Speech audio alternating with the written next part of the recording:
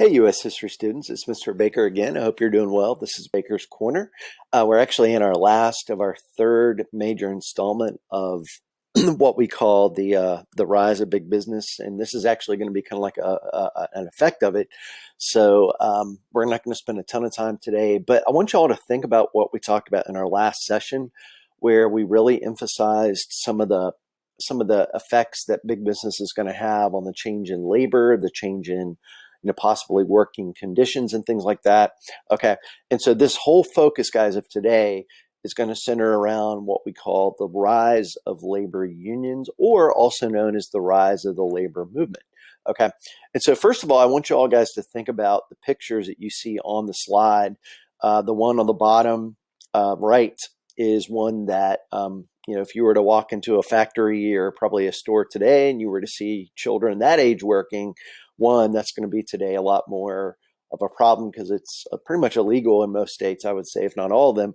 But also, guys, if you take a look at just the danger, right? I mean, I can't fathom, working on a machine that probably weighs maybe half a ton or something. And here it is, you have these young kids, I'm going to assume this young man is probably maybe mid to late elementary school, maybe early middle school, but probably something along those lines. And that is obviously a problem. And then what's going on up here? Okay.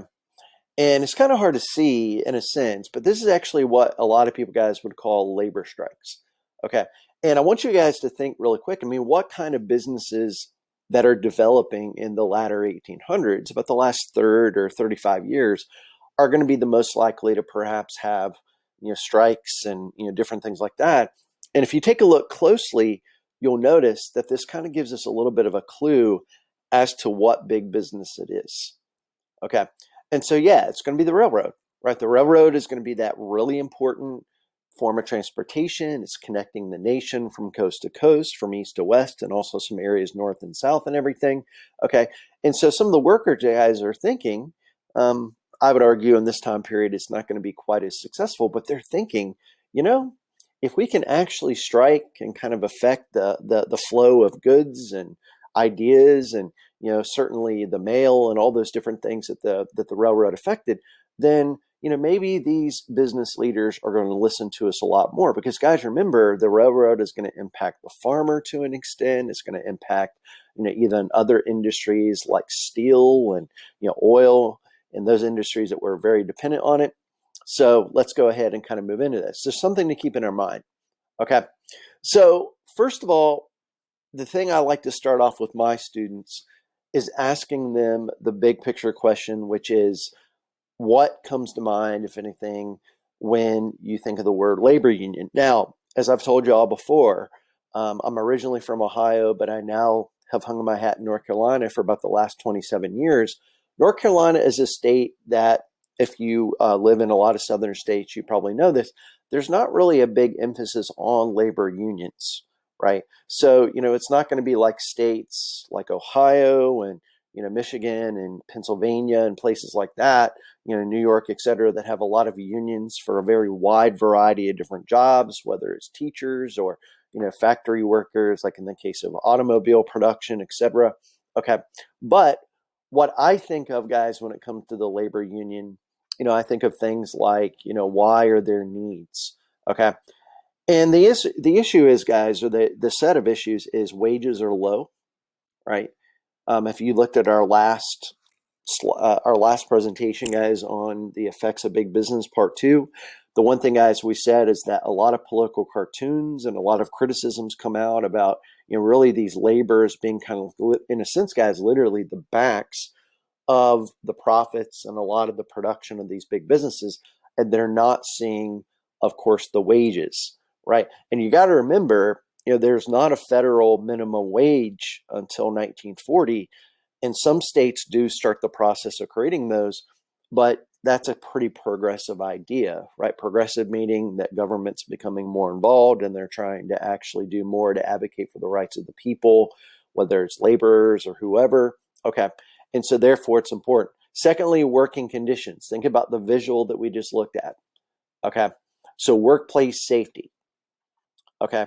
And trying to protect the interest of laborers. Guys, you got to remember too, Those of you that have ever heard of what's called workers' compensation, if you smash your hand, lose an arm, lose a leg, right, something along those lines, to my knowledge, there's not really those kinds of protections where, okay, you have disability for the rest of your life because you injured yourself on the job. Okay. And so therefore, working conditions, for good reason, are going to become a really important goal and also a focal point of a lot of these earlier unions. Okay.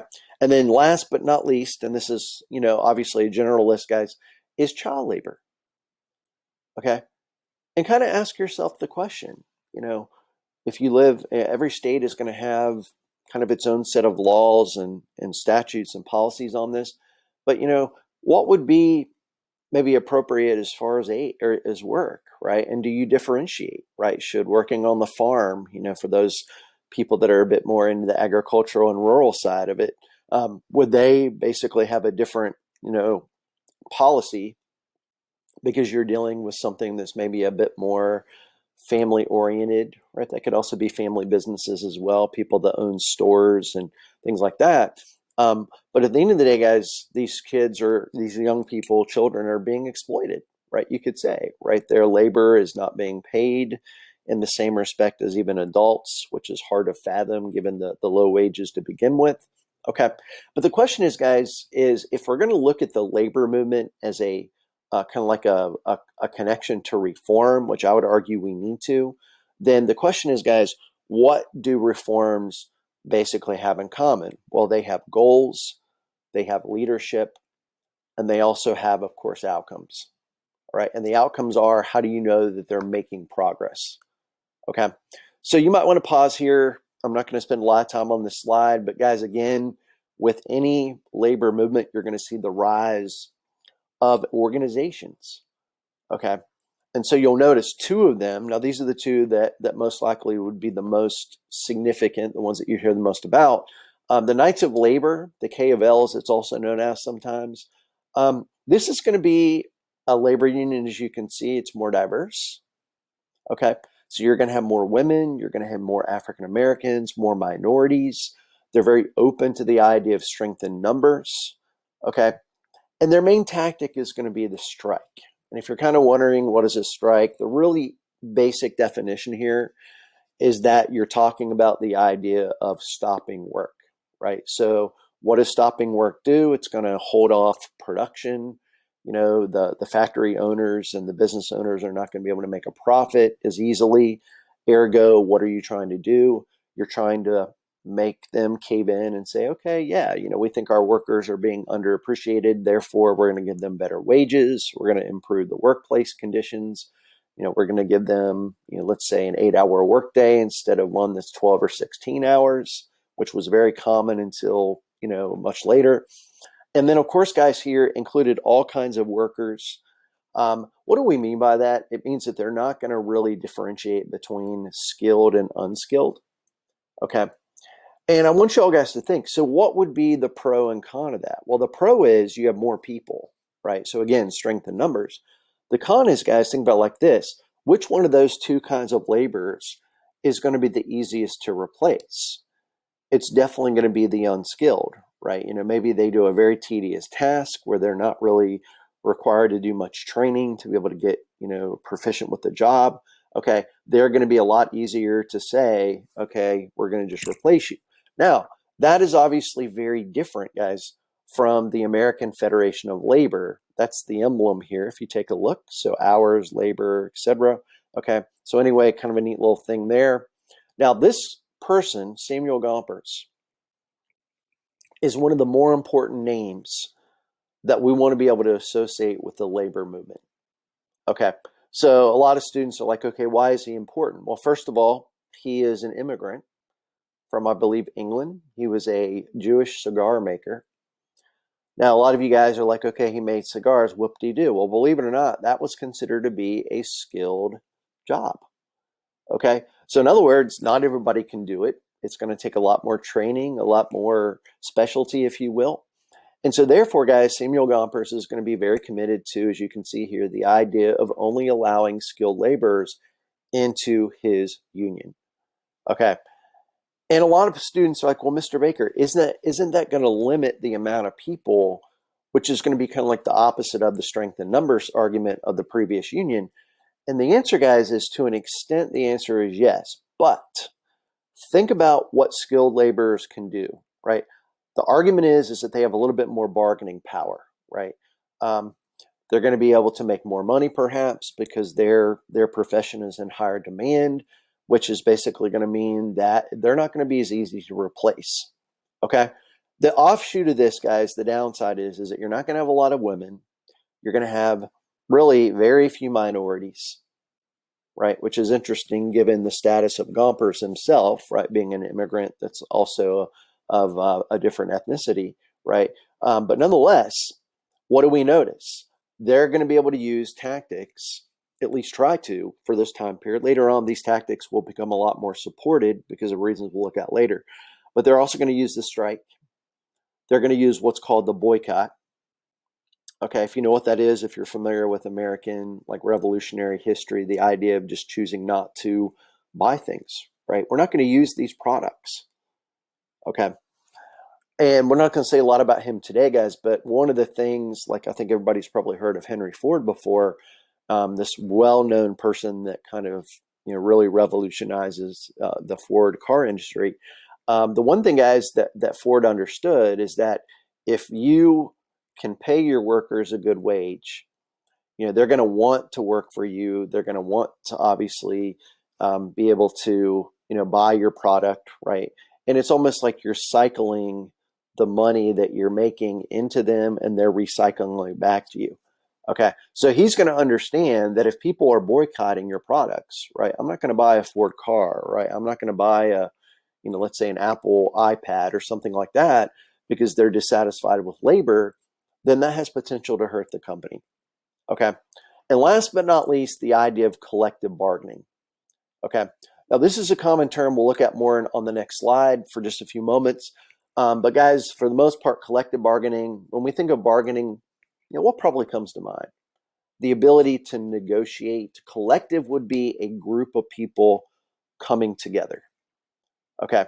So if you're in a union, as a lot of times, and your union has a collective bargaining agreement with the company that you work for, that could be like you play Major League Baseball, ergo you have a players union or a players association or something like that, then collective bargaining means that pretty much all the players or all the workers, guys, are pretty much committing to the same contract for their labor. Okay. So that could be certain stipulations about, when you get to work, when you have to leave, etc. Okay. So another leader, just a real quick name here, guys, that is a very essential leader to keep in mind is a gentleman by the name of Eugene V Depp. Okay. This gentleman, that's his picture in the far right. It's also his picture, as you can see here. He was a professed socialist, which in this time period was, pretty controversial in a lot of ways. So therefore, he actually got thrown in jail several times for actually practicing what some people saw as, behavior that was outside of American democratic ideals. But he is going to be a very active business slash labor leader. Okay. And a lot of you guys are wondering, well, Mr. Baker, candidate in 1912, what is he a candidate for? The answer is president, as he ran for president like 3 or 4 times. One of the times he got thrown in jail, kind of a quick little story here. He actually was put in jail. And I want to say when the election was going on, he was still, basically serving some time. And he actually got some votes, right? Americans actually, especially the labor class, right? A lot of the ones that were affected by these bad conditions, they're actually going to want to vote for the guy. Okay. He was never elected. 1912, as you'll find out, guys, during the Progressive Era, is a very loaded campaign. You've got Debs, you've got Woodrow Wilson, you've got William Howard Taft, and you also have Theodore Roosevelt, right? So you've got a very wide pool of candidates that are very interesting personalities across the board. Okay. All right. So what can the labor union movement do to try to actually make companies listen to them, want to work with them, want to give them better conditions, pay? I like to call these labor weapons. You'll notice myself being a Star Wars fan. All right. So anyway, that's kind of like a little, you can see the Darth Vader head there, etc. So that's kind of like the idea, guys, that these people are looking at labor. I'm sorry, the business side is the dark side, right? The ones that are not giving them the conditions that they need to. Okay. But strikes, refusal to work. All right. Pretty self-explanatory. Now, collective bargaining, guys, you might want to pause your screen here because I think this is an important basic definition. And there is going to be a subtle difference between the use of mediation and arbitration, but we'll come back to that. So the basic framework, guys, of collective bargaining, look at what it says: mutually acceptable employment contracts. Okay. So both sides of the aisle, the labor and also the business side, are actually going to be involved in this process. Okay. And usually, guys, these labor agreements are good for a series of years, right? So those of you that are sports fans, I'll use my interest in sports here. You're going to have a union for pretty much, I think, all the major sports: NBA and basketball, Major League Baseball, football, hockey, etc. Okay.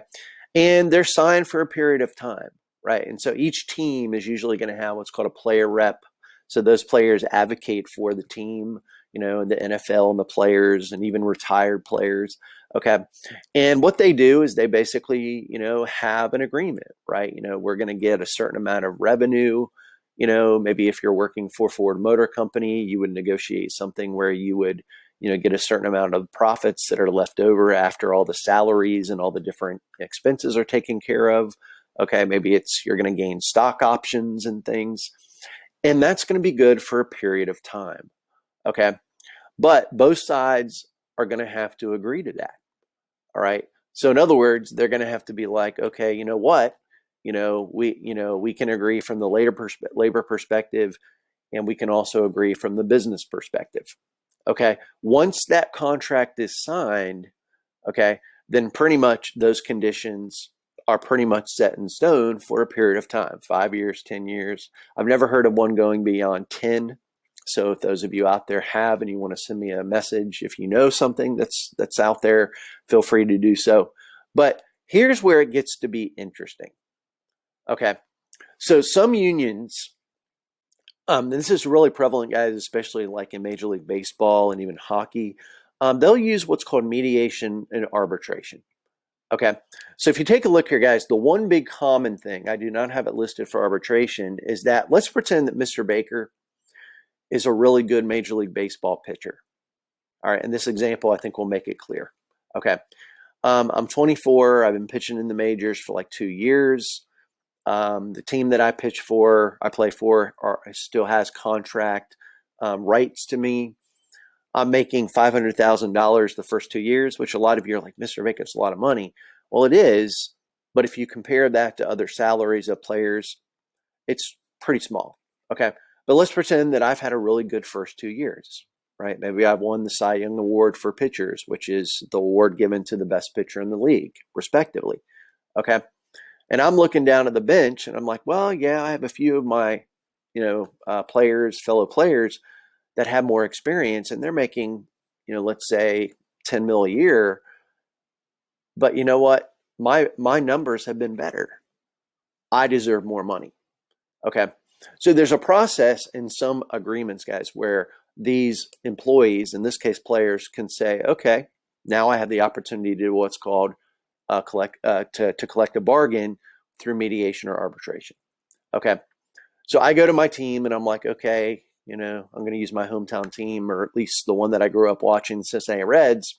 And I'm like, hey, I feel like I deserve more money. And the Reds say, okay, Mr. Baker, we agree with you. And they say, we're going to give you 2 years and we're going to give you a raise of $3 million a year. Now, I think we would agree that's a pretty substantial raise.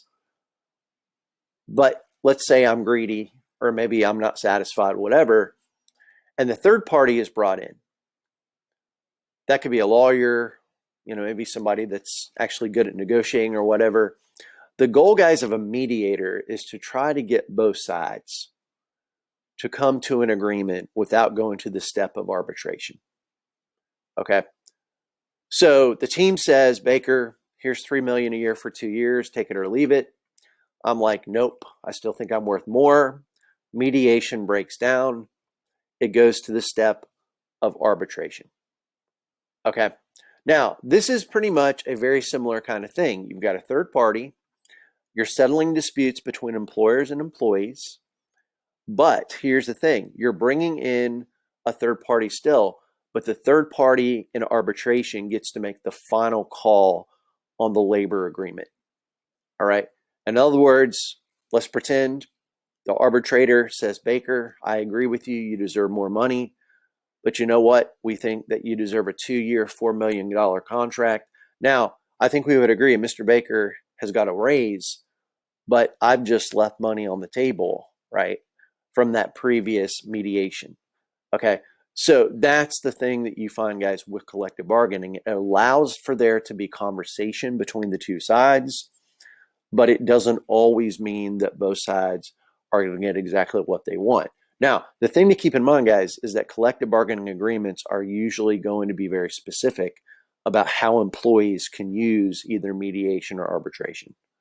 Okay. So you're not always guaranteed that you're going to have that exact process. But in the case of many things like sports, like I said, that's what happens. Okay. So the question is, guys, what can a business try to do? And these are all things that were more common back then, by the way. But what can a business try to do to try to limit the power of unions and workers? Okay. Well, a couple of things here. Again, you're welcome to pause the screen if you need to before you hear me discuss them. And these are not in order of importance, but a yellow dog contract. And that's legally binding. So let's say my employer says to me, all right, Baker, I know that unions are out there, but you know what? You're not a member of one. We don't want you to be a member of one. And a yellow dog contract basically is a physical document that you sign that says that you will not join a union. Okay. So guys, you can probably figure out the 2 and 2 here. What happens if Mr. Baker does join a union and it's against, the contract? The answer is probably termination, right? Which means losing jobs. Okay. They can also do lockouts, which is pretty much the way it sounds.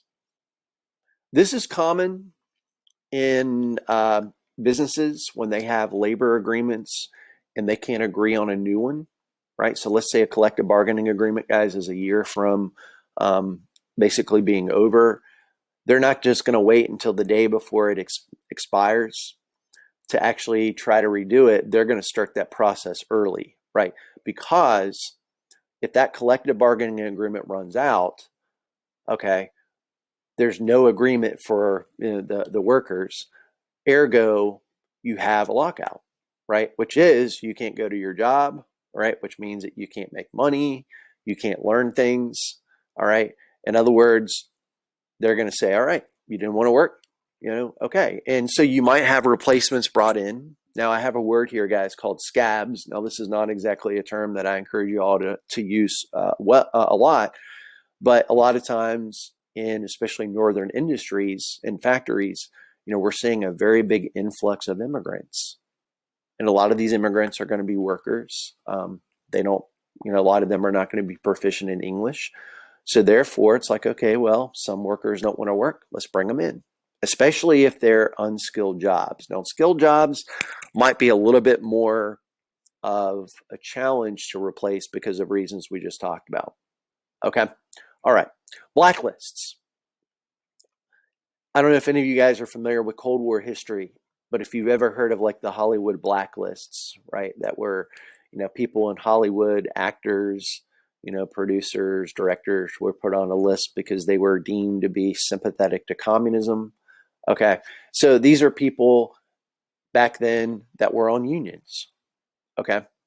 And imagine today, they don't have Google Docs back then, but guys, imagine a Google Doc where, you're adding a name to it that are union members and somebody pulls it up and they're like, well, you're a union member, don't want to hire you.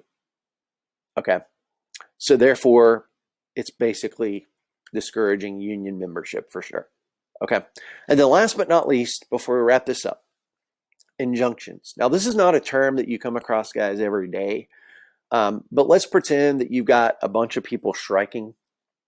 right? Let's use the railroad example. We'll come back to it in a second. Okay.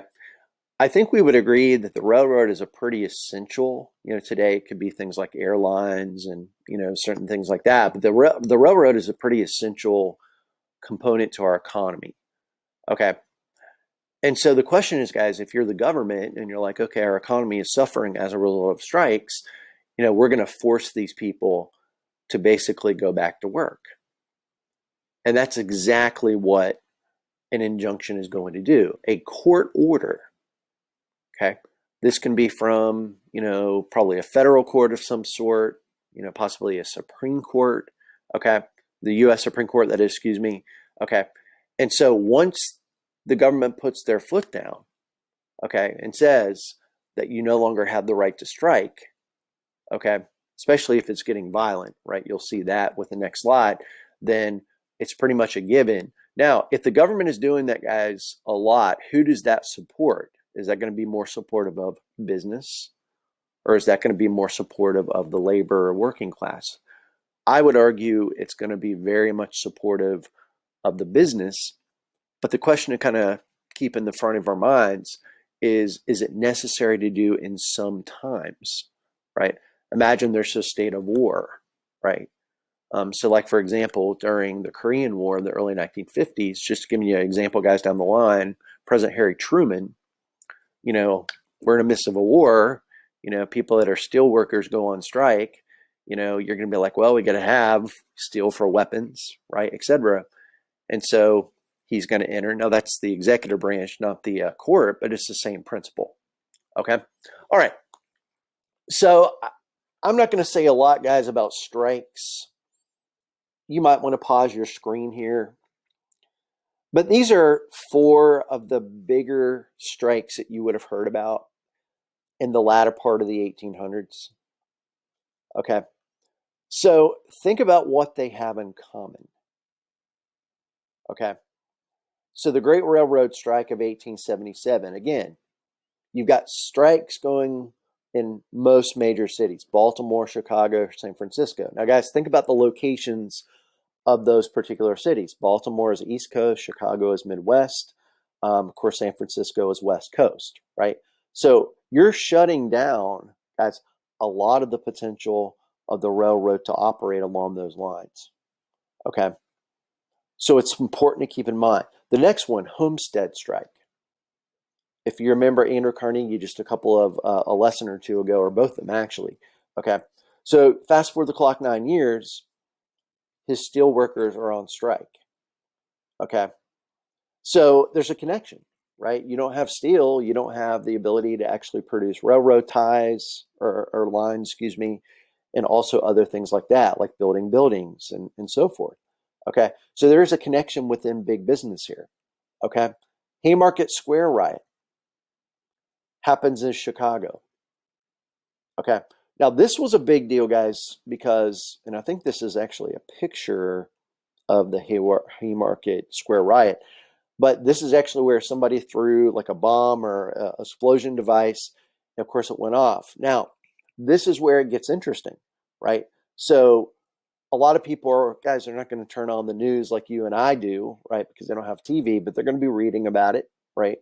And if violence is popping up, okay, what's going to happen to public opinion, especially if you're hearing, oops, sorry about that, guys, certain labor unions are associated with these outcomes, okay? And the answer is it's going to bring a lot of negative attention to unions, right? So unions are going to struggle to an extent with actually maintaining, okay, some of their, shall we say, some of their numbers and things like that, okay? So I leave you with this. You're welcome to write this down. If you want to pause the screen, guys, when we're finished here, at the end, you can do that. But a lot of people ask the question, were labor unions successful? Were they not? Okay. I would argue, for not trying to influence you all too much here, guys, that that the issue of labor conditions needed to be addressed, right? So there was a legitimate reason why wages need to be looked at, workplace safety, child labor, right? All those things will be addressed as time moves on. Okay. So I think there are going to be some good things. Okay. Was the use of the strike effective? Maybe in some cases. I would argue that collective bargaining was not really effective at this period of time, especially because the government is not going to recognize it as a legal way to negotiate labor. Eventually, in the 1940s, under FDR's New Deal, a lot of these things, guys, are going to be confirmed under his New Deal. We'll study that next semester, actually. Okay. But at least it's there. It's a tool, right? I mean, it's kind of like you get the ball rolling toward things. Okay. And again, last thing here, guys, labor unions do not get a lot of government support because government in this time period, we'll look at this more in our next week of study, tends to be more geared toward the idea of supporting big business. Okay. Now I'm going to challenge you all, those of you that might be interested in studying unions and strikes and labor controversies.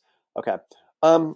I do this activity with my class when we have time. We'll see if we get time to that this year.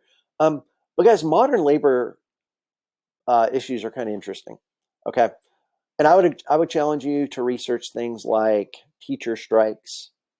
All right, Chicago's had a good number of them, not picking on them, but you hear about them in the news a little bit more often than other places.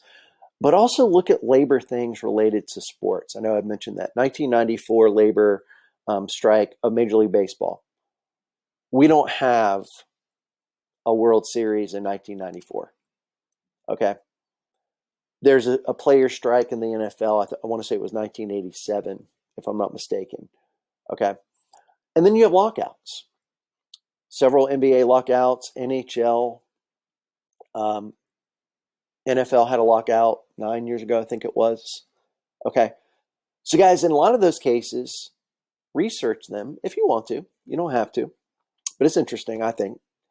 And ask yourself the question, what demands are similar and or different to a lot of the demands that were made by labor in this time period? Okay. And I'm not going to give you the answer because that would kind of defeat the purpose of researching it. But one of the big picture things is it comes down to, let's say that the laborers are helping, somebody like Johnny Rockefeller bring in $1 billion a year. How much of the profit should go to him and how much of that should go to the laborers? Those are not easily decided upon things. Okay.